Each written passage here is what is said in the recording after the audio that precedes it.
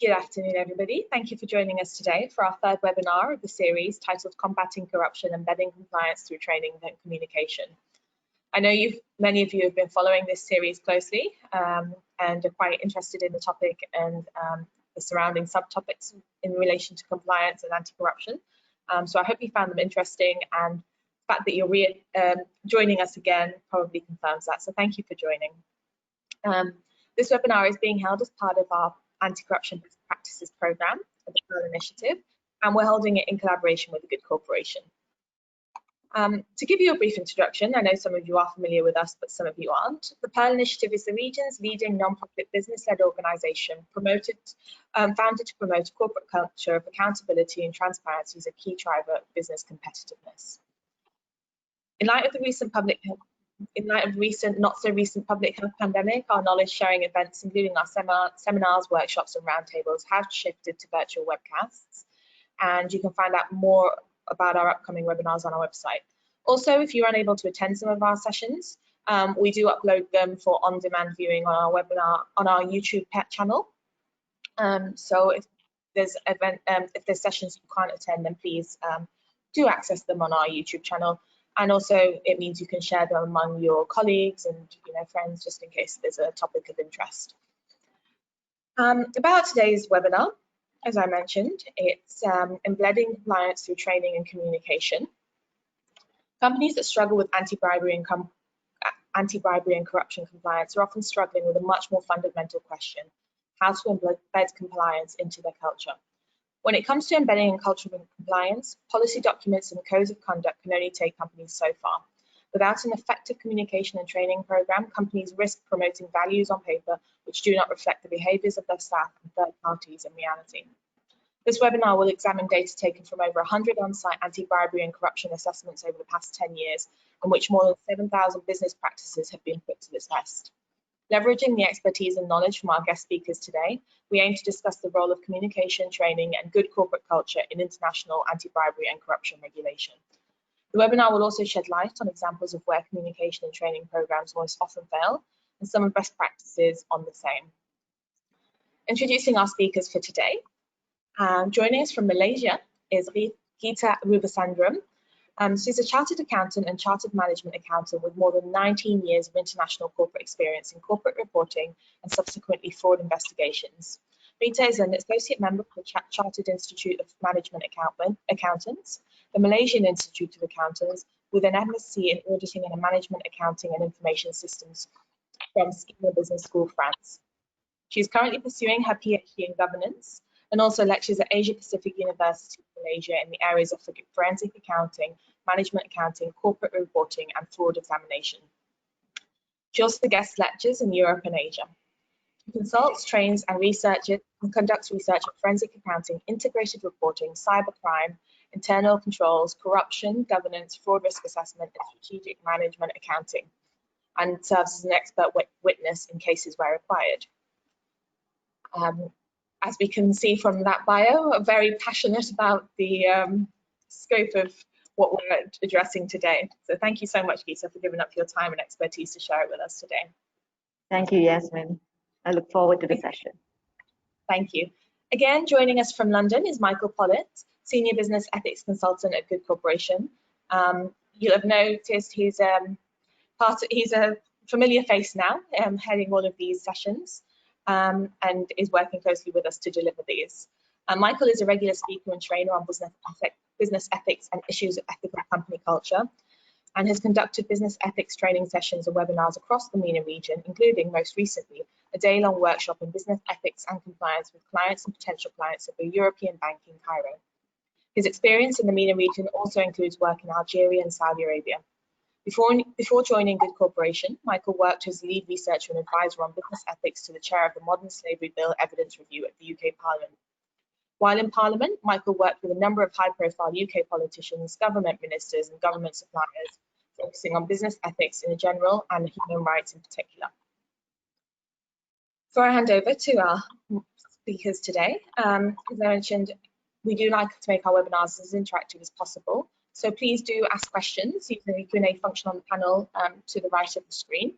And I believe Michael and Geeta will address those and answer them towards the end of the session. Obviously, it's not quite the interactivity we can offer with usual sessions and in-person events, but we're making do out of the situation as best as we can at the moment. Thank you once again for joining, and I'll now hand over to our speakers today, who once again I'd like to thank for giving up their time. Michael will start with a 10-minute presentation highlighting some of the survey findings of the Good Corporation, and then we'll initiate a deep dive conversation with Geeta. Thank you so much. Over to you, Jim. Thanks very much, Yasmin. So it's great to be back. It's great to be doing this again. We're very excited about this series of webinars. We've had fantastic levels of participation so far. So no pressure, you guys in the audience today. We'd like lots of interesting questions. The more controversial, the better, I think. But welcome everybody, ahlan wa sahlan, and we're going to be talking today about communication and training. Before we do, I should explain what on earth gives me the right to talk about this, and this is just a bit of a background to Good Corporation, who we are and what we do. So we've been doing this ethics and compliance for over 20 years now as a specialist assessment and advisory company. And because we do assessments, we develop a lot of data, and because we develop a lot of data on the way companies are responding to anti-bribery and corruption requirements, we can give people the benefit of what works and what doesn't work. And that's really what the crux of the session today is about. We want to give you tips and tools that you can use to improve your anti-bribery and corruption controls. Because we've assessed well over 100 companies now and put to the test their anti-bribery and corruption systems. And those aren't just companies in the UK, those are companies in the Gulf, in Africa, in Asia, in the Americas. And these are not just companies in one or two sectors, these are across lots of different sectors and political environments and economic environments. So we hope that the data we're going to give you today will be able to distill some hard truths about what works and what doesn't work. And we hope that you'll benefit greatly from that. Just to set a bit of background then, so on the regulatory landscape and the way we see it, there is a lot more pressure on companies now than there used to be in terms of ethics and compliance, and specifically on anti-bribery and corruption. There's also a lot of money being invested in this by people like the OECD and the World Economic Forum, and they are investing money so that people can get caught. They are investing money so that things actually change. And the companies that fail to notice that change and go with that change are the ones that end up in trouble, but we are going to help you stay abreast of what's required. And a lot of companies are getting the message. There is an increasing amount of consciousness now about the importance of getting compliance right, about the importance of getting business ethics right. And a lot more companies want to do it right. And so we are kept very busy every day of the week by clients who ask us, okay, we know what we need to do, but come on, how do we really make this work? It's also interesting, for the sake of this discussion, that the regulatory landscape puts a lot of emphasis on third parties. So when we're talking to you today about the risks of not having good communication and training, we're also talking about communication with our partners, with our suppliers, with our joint ventures, with our customers, etc. This is not just about companies in isolation. It's about how we interact and communicate with the whole ecosystem in which we're working. And the way that the regulatory landscape has addressed these issues, the way these things are addressed in legislation and in recommendations and guidance, etc., is to place a lot of emphasis on culture. It used to be that culture was a part of the business that nobody really understood, nobody quite knew who was in charge of it, but now culture is being mentioned by the Department of Justice in the US as one of the key ethics areas that should be underpinning a good compliance program. It's one of the first things that they look for when they're assessing how adequate a compliance program is.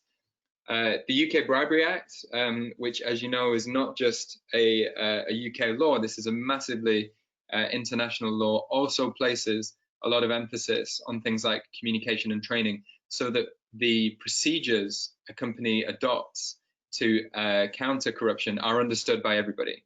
You know, it's no good just creating a policy and then forgetting about it and hoping that people know that it's in the drawer, second drawer down in the compliance officer's room. This is about communicating every day about the policies that we have, because they are important. And in terms of the European context, and again, these laws affect all of us, the Loi Sapin II, the new anti-bribery and corruption law in France, places a big emphasis on the training and communication piece as one of the key ingredients of a good compliance program. So there's no getting away from it, really. We need to do something about this. We need to get it right. And we're going to help you today understand how to get it right.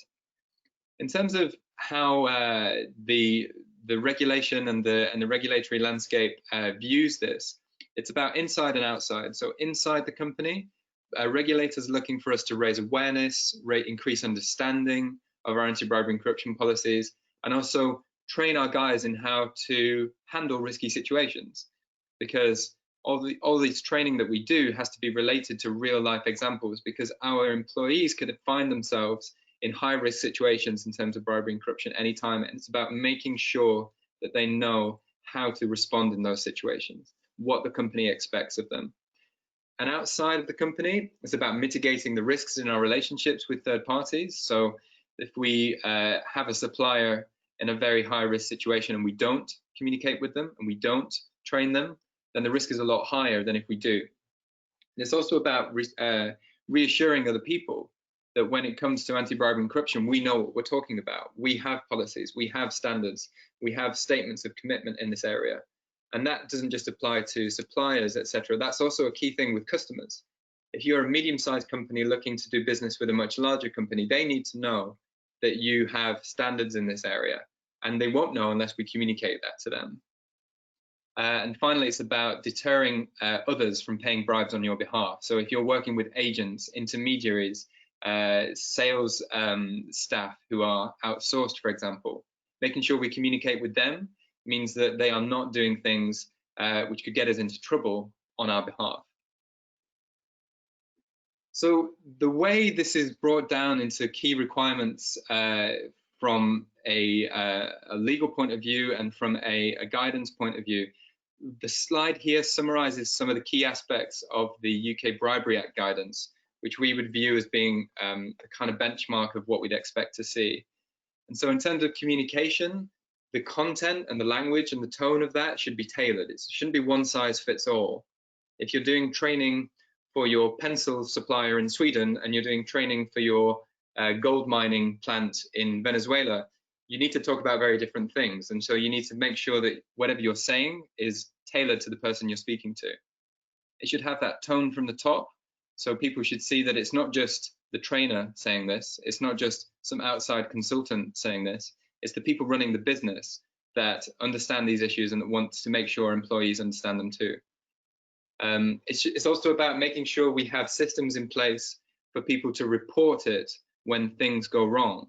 So good training sessions always end with a bit on how to use the whistleblowing system, because it's all very well telling people what's right and wrong, but you also need to make sure they understand if they see someone doing something wrong, there are ways they can communicate that to the company. And in terms of training, it should be proportionate to risk. So remember your Swedish pencil supplier versus your gold miner in Venezuela. It should be continuous and regularly monitored, because risks change all the time. The coronavirus has shown us this. The world is constantly changing, and so our training and communication needs to change as well. It needs to be applicable to outside people where appropriate, and it needs to ensure that whoever you're speaking to gets it. Okay, a lot of the legal requirements around this emphasize understanding. So if you leave a training session and you feel like the other person still doesn't get it, then that training session has not been effective at all. And so we don't just talk about this, we do assess this as well. And we assess this using our framework on anti-bribery and corruption, which we use as a kind of benchmark of good practices in lots of different areas, including training and communication. And for each of the different elements of training and communication, we award a company a grade using this kind of grading system. So the top 2 grades are adequate, the bottom 2 grades are inadequate procedures. And when you've done that 100 times, like we have, you can show graphs like this, which show how many companies we've assessed who are very good and how many companies we've assessed who are not very good. And the companies who have more green on this graph are the ones with the more adequate procedures, and more red is more inadequate procedures. So as you can see, there's a huge difference here between the companies who are the worst ones we've assessed and the companies who are the best ones. And if we zoom in then on the area of communication and training specifically, this chart shows you that communication and training is still one of the top 3 areas of bad practice that we've seen over the past 5 years. Lots of companies are still getting this wrong. But what this chart also shows is the light red is 2014 data, the dark red is 2019 data. And you can see it's one of the areas where companies have improved the most. That level of inadequate procedures has gone down, which means people are really getting the hang of this now. And from our experience, that is because training is becoming an easy thing to do. It's becoming a quick win. You know, it's very easy to fire up your computer and do a webinar. It's very easy to buy some off-the-shelf e-learning. It used to be a lot more difficult to communicate with people if you were a business with units all around the world. Technology has made this easier, and so we're seeing people doing it a lot better. This final chart demonstrates some of the key areas where people go wrong. So just to remind you, these are inadequate procedures on the chart. So high percentages here are a bad thing. The dark colors are the old data, 2014. The lighter colors are the new data, 2019. And you can see that we still have more than half of the procedures that we assess deemed to be inadequate in the area of communicating the anti-bribery and corruption policy to stakeholders. And this surprises us because we would say it's a very easy thing to do. If you're onboarding a new supplier, make sure they know your anti-bribery and corruption policy. If you're bidding to work with a new client, make sure they know your anti-bribery and corruption policy. If you're joining a new joint venture, make sure they know your anti-bribery and corruption policy. We make these transactions all the time, and so one of the things we suggest to people is just to include the policy in that transaction. Make it like something you do every day. Like make it like brushing your teeth every time you go into one of these agreements. And the only other thing I want to draw attention to on this slide is that we still have half of companies who have inadequate procedures in the area of training sales intermediaries. Now, sales intermediaries are one of the highest risk third parties that we deal with. And so the fact that companies are still not training these third parties half of the time in 50% of cases, we would say that's very concerning indeed. And we can talk more about that in the discussion. So very briefly then, just to wrap up, some of the best practices that we've seen are formal statements on zero tolerance, communicated internally and externally so that people inside and outside the company can see that there's a clear tone from the top there. And then crucially, the third thing here, making sure that communication is backed up with practical measures. So not just saying it and then forgetting about it, returning to those people and training them, returning to those people and putting contract clauses in our agreements with them, and making sure that they know that there are reporting lines for any time that they see behavior which goes against the commitments that you've communicated to them. In terms of best practices in training, well, mandatory training for everybody that starts is an obvious one. Again, it's not very difficult to do, making it like brushing your teeth, something you do automatically whenever you enter into a new agreement. Training that is risk-based, so different training for the Swedish pencil supplier versus the Venezuelan gold mine. Training tone and language and content that's tailored to whoever you're speaking to. You would speak to people at the factory a lot more differently than you would speak to the executive committee. And what people go wrong sometimes is they do the same training for everybody in the exact same words. It's bad practice. And finally, another good practice is training that's regularly refreshed, because as we said, the world changes all the time. Your training needs to change all the time. In terms of the worst things that we've seen in this area, we see a lot of unclear, informal tone from the top. So people say, oh, don't worry about communicating about bribery and corruption. People know how it works here. You know, everybody knows. I'm always talking about it. Unless it's clear, unless it's formal, unless it's communicated internally and externally, it's not going to have the effect that you want it to have. And so it needs to be formal, clear tone from the top.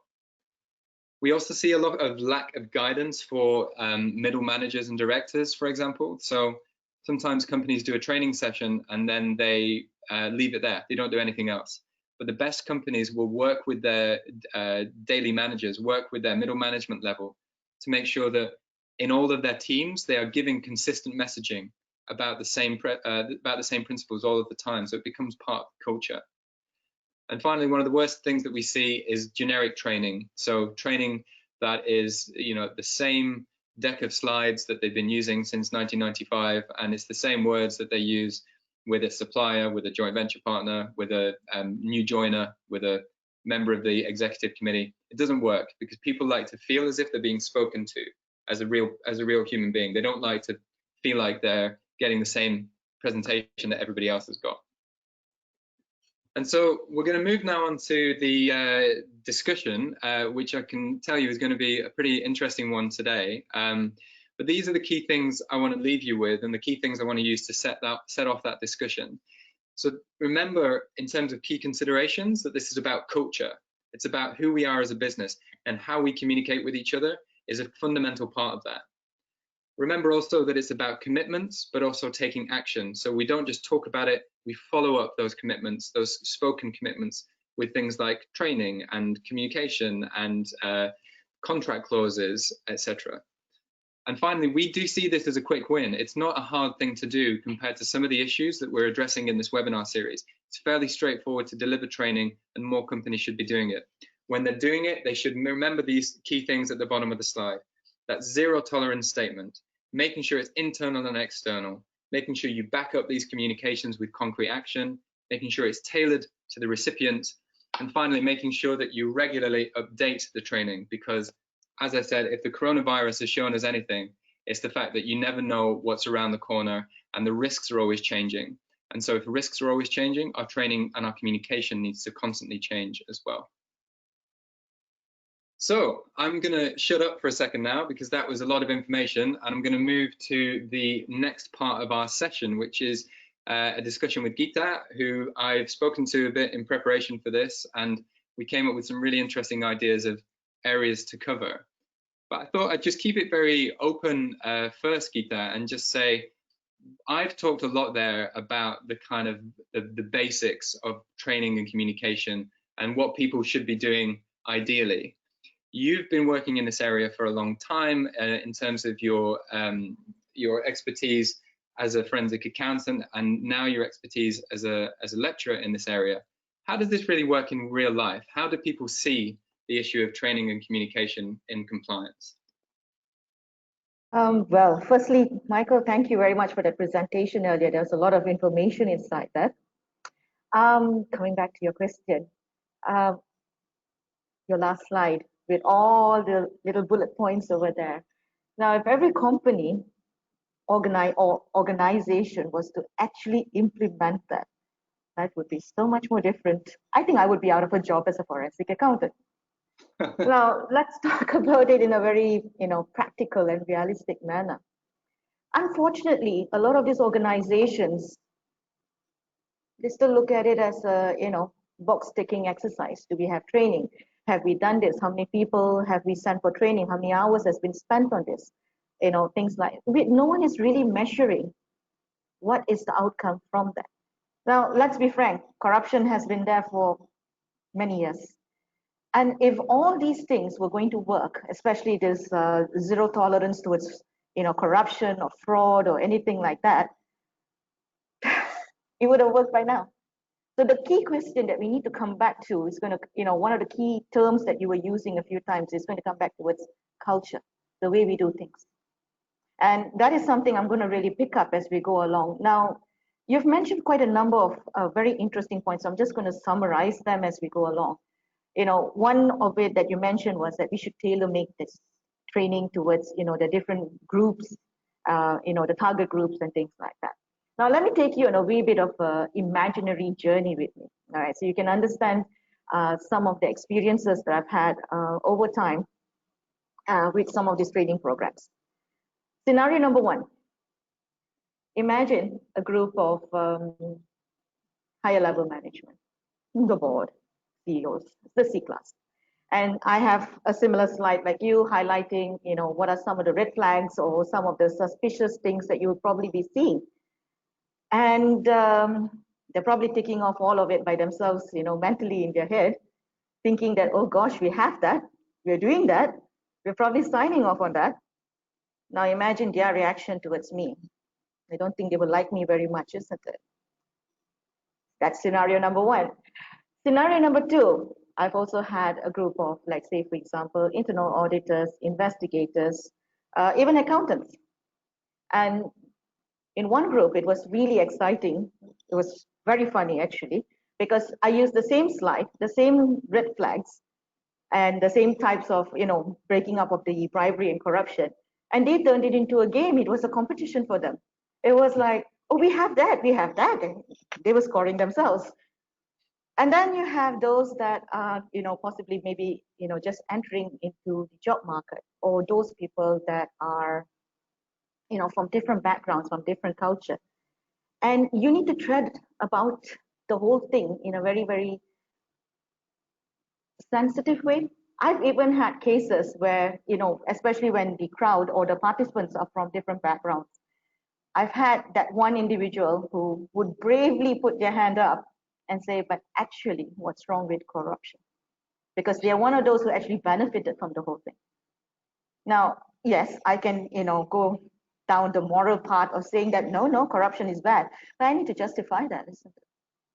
And that is where the training comes in, because you need to understand that you're going to be dealing with people from various backgrounds. You need to convince companies that this is not just about a box ticking culture. This is about changing your entire culture, the way we do things, and especially in those industries where it's highly corrupted. You need to understand that you cannot have a different set of rules for your upper management and a different set of rules for your lower, level staff. You can't have that. The tone from the top, this zero tolerance, the training, the communication, all comes back towards one thing. Are we being consistent? I'll give you a scenario. One of the trainings that I was actually doing was for maybe, say, for example, 1 week. And during that training, I happened to be driving around that particular neighborhood. And guess what I see? One of my participants, who was supposedly very convinced that corruption is bad, was actually receiving a little gift from a vendor. Let's just say the next day in class, there was a couple of red faces around. I didn't mention it, obviously, but you see, it comes back to that point of what exactly are we dealing with? How fast are we going to go and see the results? And what's going to really happen? If you think that things are going to just change overnight, and you're able to change a person's mindset from yes, this is bad to this is good within a few minutes, no, it's not going to work. Let's be frank. Like, say, for example, the initial initiatives from OECD in the 1990s till now, we have seen a change from when bribery and corruption were actually accepted expenses, yeah, and now where we are really fighting against it. I think this is one particular area that we need to have the mindset that yes, you're going to have 10 steps backwards, but I think for those of us who are in this particular area and in this particular industry, our thoughts is going to be, well, we still have that 1 or 2 steps forward, and that is where we need to work on it. So it comes back towards that in terms of the training. We need to look at it in a very realistic manner. Mm-hmm. So I'm struck by a lot of what you say is about, just people being people. And, when you're doing a training session, it would be great if everybody was just kind of like a robot and you uploaded the information to your robot and then they were fine and they knew everything. But you're right. I mean, people are people. And unless you make it an issue for them, unless you convince them why this is a good thing to do or a bad thing to do for them, you do find that very few people listen to you. And so some of the best anti-bribery and corruption training that I've seen doesn't start with a slide that says, in 1977, there was the FCPA, and since then companies have been required to blah, blah, blah. It starts with slides about, okay, why do we care about this? And a lot of those slides contain things like, corruption doesn't just affect us as a business, it affects society. So it diverts resources from countries that desperately need them. It prevents markets from properly developing. It perpetuates corrupt regimes in very fragile countries. And then you can bring it back to them as an individual. If you get this wrong, you can end up behind bars. If you get this wrong, nobody will employ you again. And so having that personal element where you make people stop and think, oh gosh, yeah, I really better listen to this. It's crucial, isn't it? And it strikes me, that's how you get into culture. The only way you change culture is by convincing people. And the only way you convince people is to make it real for them. But having said that, I agree with you 100% on that part of it. I'm just going to share a wee bit of a study that I had done over the years as well. And these are with participants from around the world. And I focused a lot on participants who had some sort of a background in governance, ethics, investigations, audit, people who know the law a wee bit. Yeah. And, the first part of the question will go back to basic questions on corruption. All right. And obviously, all of them would say that no good, 100%. Then you give them, scenarios which are more suited towards their own personal lives, where, you would include people that are close to them. Would they actually still have the same mindset? Would they still have the same decision? Would they come forward to whistleblow? And that is where your selective reasoning comes in. And it becomes a major issue because you know what? Literally everybody will be biased at one point or another. You are going to cover up for someone. There was two interesting things three interesting things that came out actually during those studies. One was the fact that a lot of them were from these enforcement backgrounds, and knowing the law, knowing the burden of proof, they actually chose not to self-incriminate, even though they knew what they were doing was wrong. Second part of it, which was a bit more alarming, was that most of them who chose not to self-incriminate were females. I'm still getting over it, all right? And most importantly, it's like, in some scenarios, it was so apparent. It's like you can give the exact same scenario, but you just change the person who's involved in the scenario. And it could be, a parent or a sibling, or compared to a businessman or a politician. And based on the closeness of the relationship, again, the biasness was apparent. So these are things that we actually, if we're going to be fighting corruption in a very realistic manner, we need to also take this into account.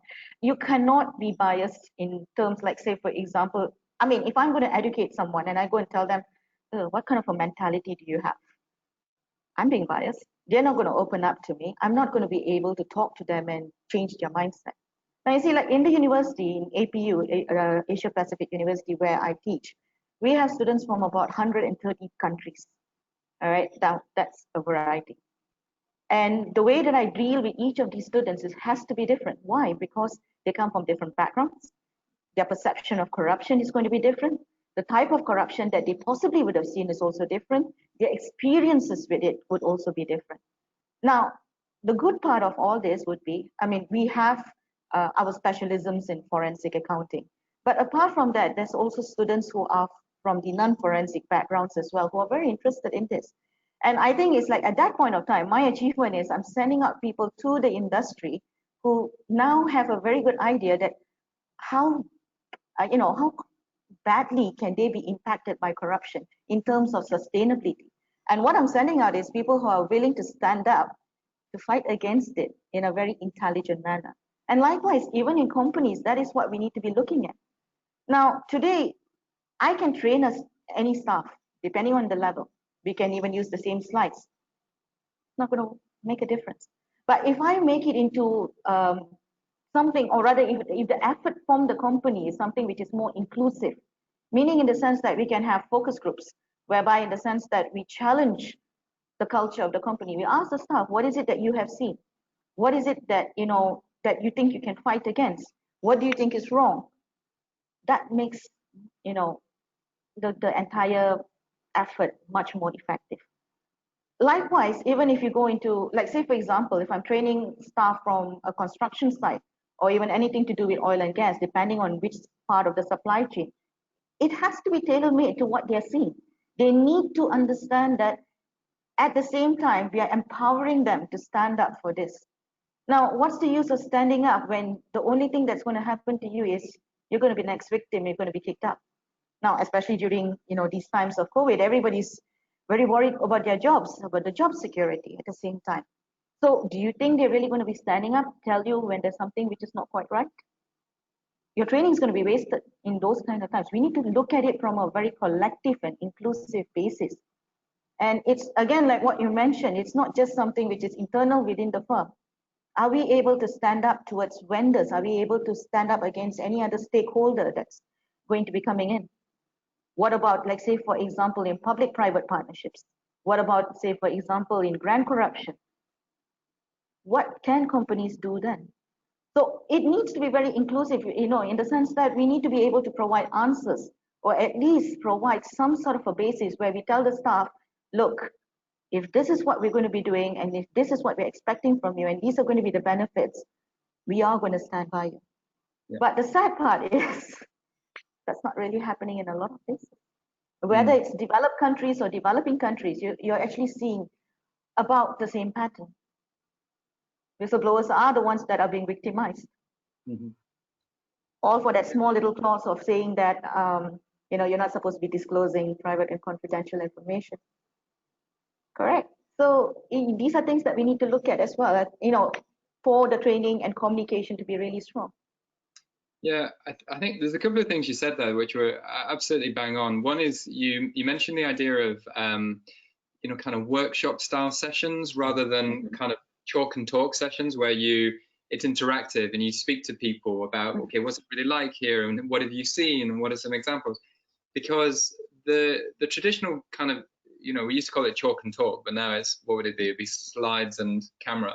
The traditional way of doing it like that, it can only get you so far, right? I mean, you only want to do that for about 10 minutes maximum, but after that you want to be speaking to people, because especially if you're a trainer that does this for a living, the only way you're going to get to know your audience and then speak to your audience in the most effective way possible is by speaking to them, and by getting to know them. And sometimes the only opportunity you have to get to know your audience is in the session, once they've pressed the start button.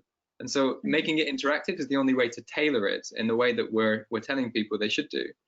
And the other thing you said that was interesting is the idea of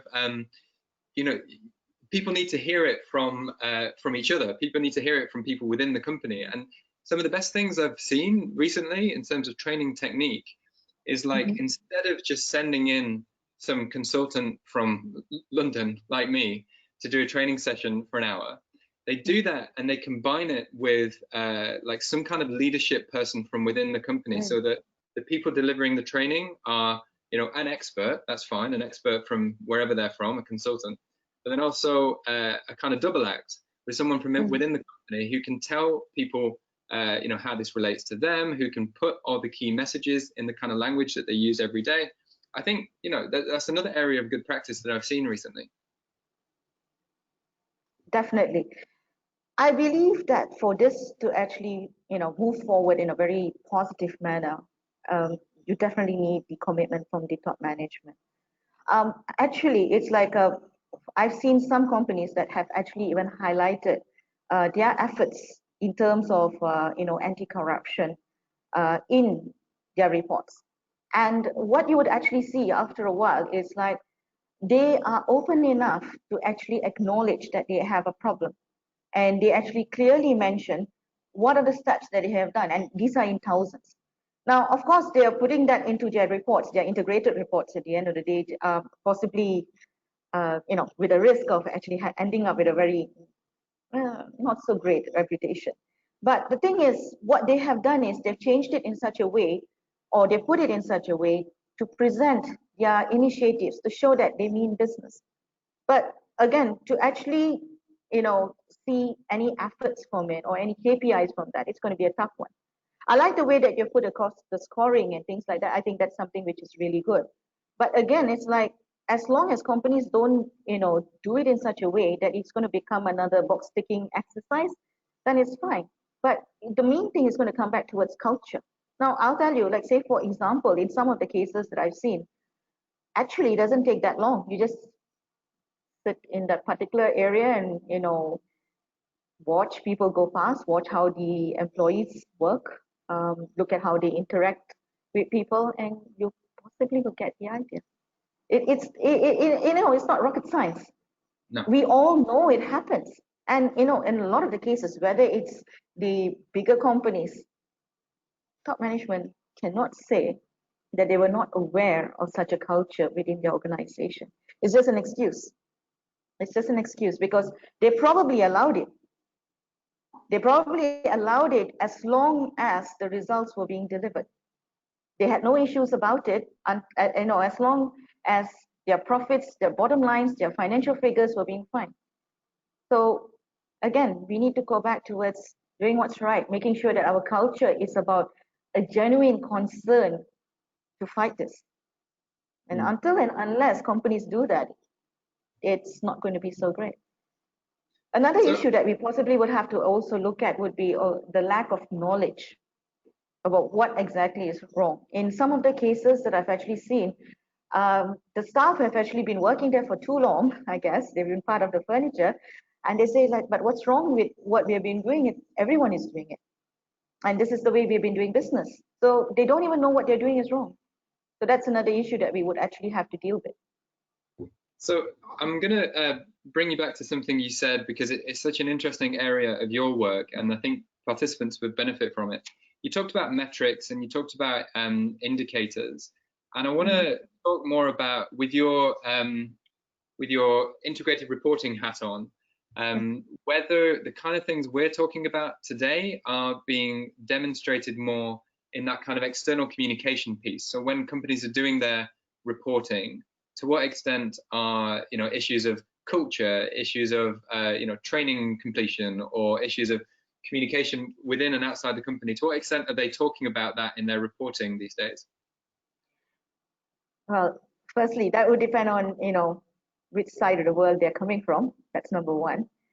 Apart from that, I would say that majority of them are still talking about it in a very generic form. They'll tell you that, okay, we have this type of training, we have our whistleblowing hotlines, but there's only a handful that's actually addressing the issues. I've actually seen some of the companies that have actually gone into their cases, analyzed and mentioned what were the problems, like say, for example, was it something to do with suppliers, or was it an external thing or whatever not, and what happened from it. Now, again, sorry, you've actually brought up another point, something that I would like to actually bring up. The other issue is going to be this: it's useless us having all these policies, all these trainings, when nobody's going to do anything about it. Implementation is going to be very important, but likewise, okay, so we've caught someone, what are we going to do about it? Now, in some cases, they're just let off with a warning, and everything is just swept under the rug. That's internally. Likewise, even at the same time, when you look at it from an external perspective, as long as we are just going to be penalizing them with fines, as long as we're going to go down, I'm sorry, at the point of having a deferred prosecution agreement, nobody's going to learn their lessons. We need to throw some of them into jail, for a really long time, for people to understand that we mean business. The slap on the wrist is not going to happen. Look at the FinCEN cases at the moment. Why are the banks and the financial institutions still being involved in, things like AML, when, these type of regulations have been there for many years? They are well aware about what are their responsibilities, and corruption, the proceeds of corruptions are going to go through them anyway. So, as long as everybody is going to have a very selective way of looking at things, that's not going to work. Yeah, I agree with that. And I think, so we're going to put our money where our mouth is on the whole audience participation bit in a minute. I've got a couple more questions for Geeta that we're going to discuss, but keep your questions coming in, you guys in the audience, because some interesting questions coming through, and we're going to save those for a couple of minutes time. But I couldn't move off this part of the conversation, Geeta, unless we talked about the ESG factor and the idea that, when we talk about metrics, it's all very well me showing slides from our assessments, etc. But when you use the word metrics now and indicators, people are often thinking about, how do I get my ESG data right? And do you think this kind of reporting, or this kind of external communication, is going to have a really big impact on all of the things we've been talking about, how companies choose to develop themselves internally and then communicate that externally? Well, you're definitely seeing a much larger group of people, extending their reporting to cover these areas. Likewise, even in terms of the activities and projects that they have been taking on, it's impressive. But again, it comes back towards this. Let's take a look at some of the top MNCs. If you talk about sustainability, they have it. They've been here for many years. Some of them are like even 100+ years, correct? So basically, they've grown with the times, they've faced their necessary hardship, they've learned from their hardship, they've gone through the life cycle, all right? And today, some of them are big, so big that they can literally run a country or a few countries by themselves. The good part is they're focusing a lot on the social part of it, on where they can actually help out, build societies, work towards a better world and things like that. That's fine. But again, it becomes selective. They can't do everything, correct? And so in some areas, yes, they excel, but in some areas, they're just falling backwards. Now, let's, small things. Let's look at some of the industries that actually impact the environment. A lot of them you will actually see over the last, maybe say, for example, 5 to 10 years have actually started monitoring their carbon dioxide emissions possibly. And you would actually see that the emissions are actually growing. Now, that is not necessarily a bad thing, meaning in the sense of terms of reporting. What we need to understand is that they were also expanding their scope, and hence that is why the measurements were growing. So yes, it's good in the sense of that we are finally measuring it. We're going to have that data. We can actually start picking up on it in terms of sustainability, across the world. The bad part would be in the sense that, again, is it genuine or is it just a publicity move? And that's something that, again, companies need to wake up to. I've seen some of the integrated reports from various different countries, even from some which are least developing countries, and it's amazing what they're actually doing for their people. But there seems to be a need to balance between the financial and the non-financial part of it, and I think companies need to understand that yes, you can make money, but eventually one day everyone needs to make that decision, to consciously make that decision that we all need to work collectively towards a better world. Yeah. And the one thing that we need to look at is going to be corruption, because that's impacting us in many different ways. Yeah, I mean, your point about the difference between saying something and actually doing something about it is really interesting. And I assume in your research you must see so much stuff of companies who are great at reporting but not great at doing. And I think we have that experience as well. Sometimes when we're working with a client and we're trying to get them to declare more or write more statements on bribery and corruption or on human rights or whatever, they go, oh yeah, we're very happy to talk about that, but does that mean we actually have to do something? And we would say yes. We would say you should only be talking about things that you're actually doing. And so yeah, the statement should be realistic. And if you're going to make a statement that you really believe in, and if you feel like you need to be telling the world about your fantastic anti-bribery and corruption policies or whatever, then make sure they're really good. Make sure that behind everything there's some actual substance. So I'm going to move on now to some of the questions from the audience, because it's very good for us to talk about involving the audience in training, etc. But we need to involve the audience in this session as well, I think. We've had a question come in, which again we encourage controversial questions in these sessions, guys. So keep them coming. This would fall into that bracket, I think. So it says there's a thin line between a gift and a bribe. How do we ensure that a gift does not turn into a bribe? Which is an interesting way of looking at it, as there are expectations in certain cultures on receiving gifts on special occasions. Well, I mean, I think I can dive in on this one and say that yes, that's absolutely true, that there are expectations in different cultures about what's normal. And the way that we work with companies is that often we're working for large European multinationals that have a code of conduct in Paris, but they also have a subsidiary in Qatar or in Congo or in Peru. And so we would say that whatever is normal in Qatar or Congo or Peru, that company needs to decide what it thinks is acceptable, because companies don't work within country borders anymore. They work across them. And so companies can afford to decide what they think is acceptable. And we get into all sorts of technicalities with local laws, etc. But in terms of local customs, about what's okay in terms of gifts and hospitality, for example, that company can decide quite precisely. We would say that per person, per occasion, this value is acceptable. Yes. Beyond that, not acceptable. Beyond that, we at least need to talk about it. And when you set those reporting thresholds and say, if you want to spend more than that on a customer, then you need to tell us about it. And not only does that person stop and think about what they're doing, but you also get into a really interesting conversation about what's normal where they are. And they might not know that, you know, this is against the policies. They might not know that this could look very bad because, hey, this is just the way things are done here. And so you enter into a conversation about what's normal in country versus what is expected by the company. I don't know if you have any thoughts on that question, Geeta. Yes, I agree with you on that, Michael. But a few things that just came to my mind at the same time. I think a few complications that could turn up from this will be, especially when we're dealing with MNCs, and what's right with the parent company and what may not be so right with the rest of the group. I mean, around the world. Number one. The other thing that I think that we can use as a guideline is going to be this: is it something that's going to be secret? The moment that you're going to be hiding or taking that gift in a very quiet manner and you've got doubts about it, it's probably wrong. I look at it that way, because if it's something that is open, I'm not going to get anything out of it, and I've done my job in a very transparent and accountable manner, why not?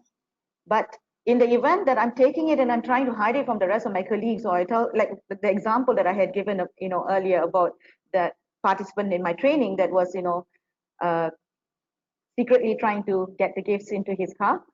Well, that's what I'm just trying to say, in the sense that if it's secretive, they're hiding it, possibly it's wrong. That would be my best guideline and rule of thumb that I would follow.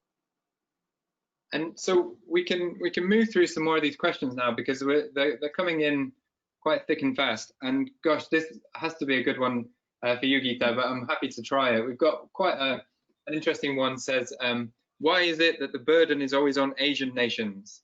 For example, Pakistan. Why are we always talking about Asian nations when we have these conversations, and why are we putting pressure on them to do things differently? I mean, I can take this one first, Geeta, but I'm sure you have some interesting ideas. I would say that in our experience, we've done this in 85 countries now. We're not putting extra pressure on Asian nations at all. And in fact, the pressure that we're seeing in a holistic sense isn't directed towards any specific area. Of course, there are countries where the risks are higher.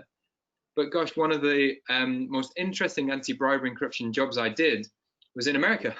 It was in America with a pharmaceutical company. This was the most blue-collar, all-American guys you could possibly imagine, and they had some of the highest risks you can possibly think of.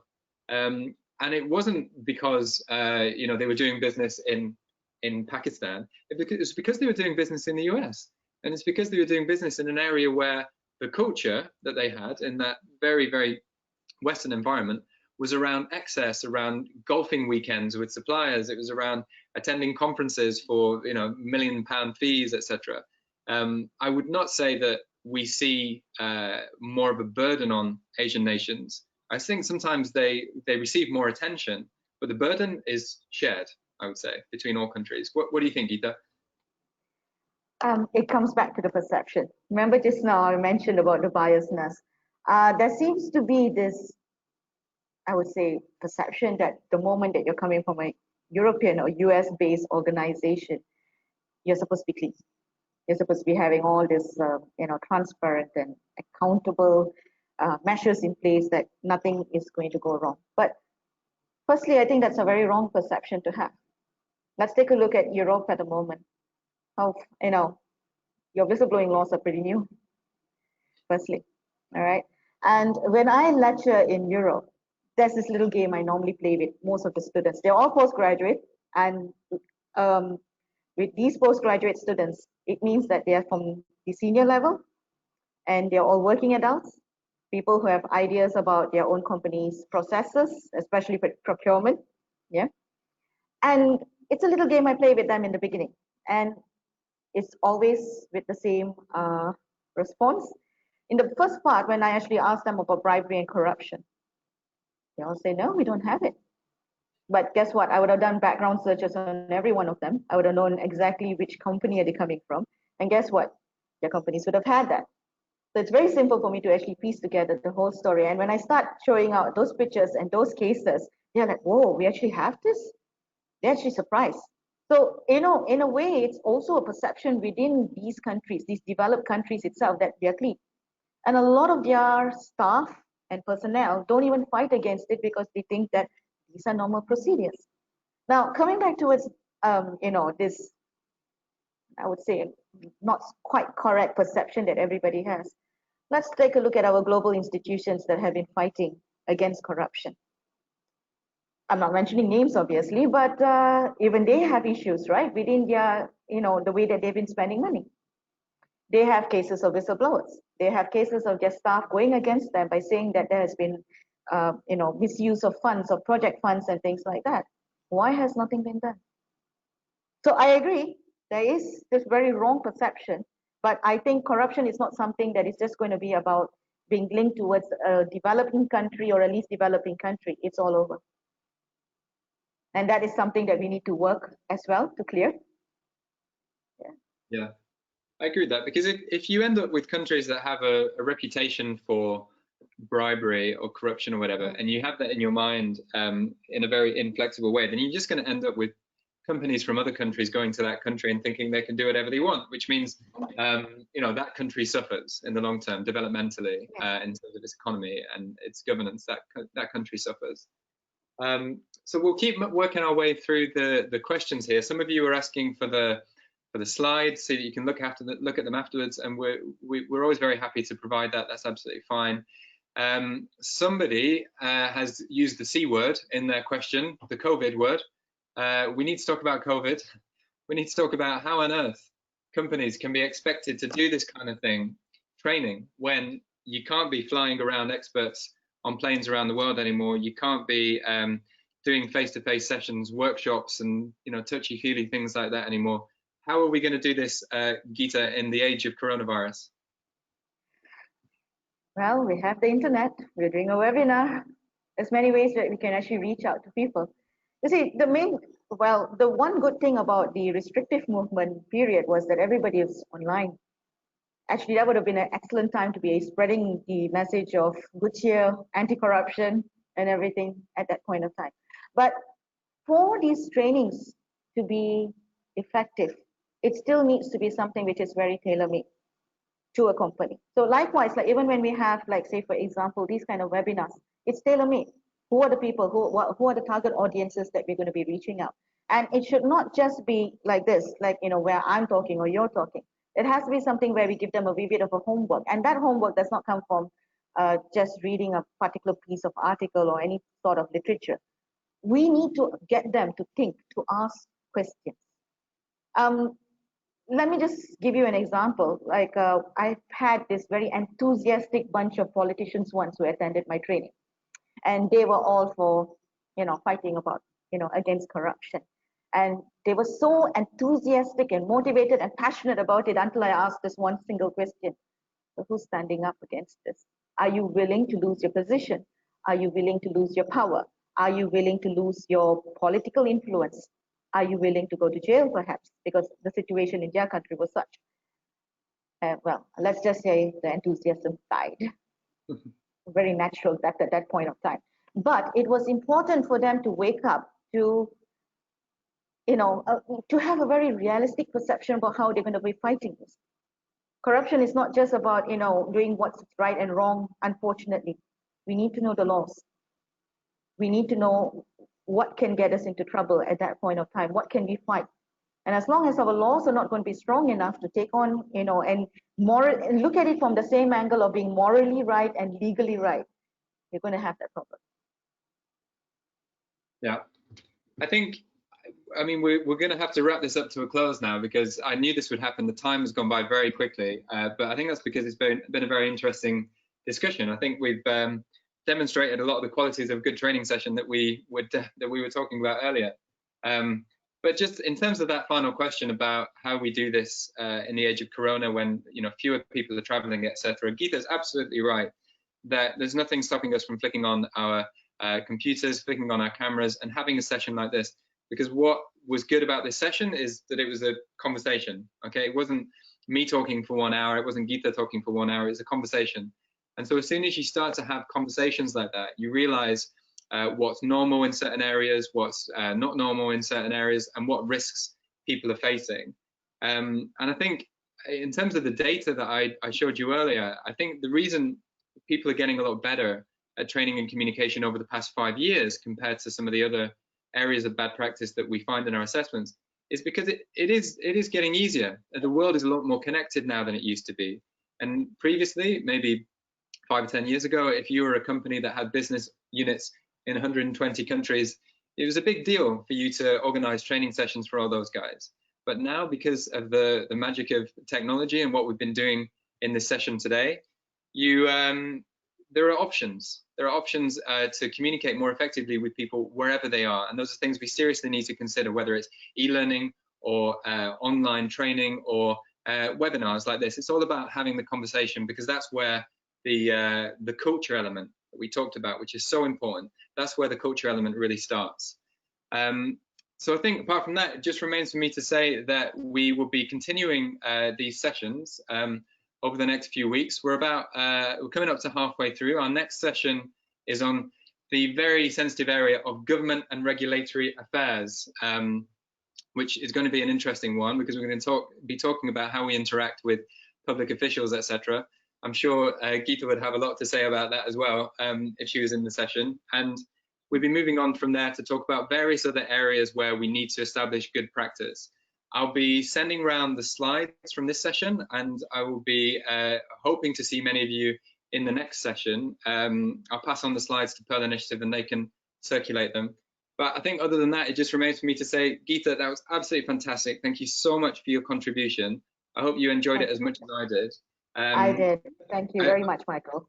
I hope to see you in one of these sessions again, Geeta, and thank you to everybody else for participating. Take care, and we hope to see you again in a future session. Thanks very much, Geeta. Thanks everybody else. Thank you. Take care.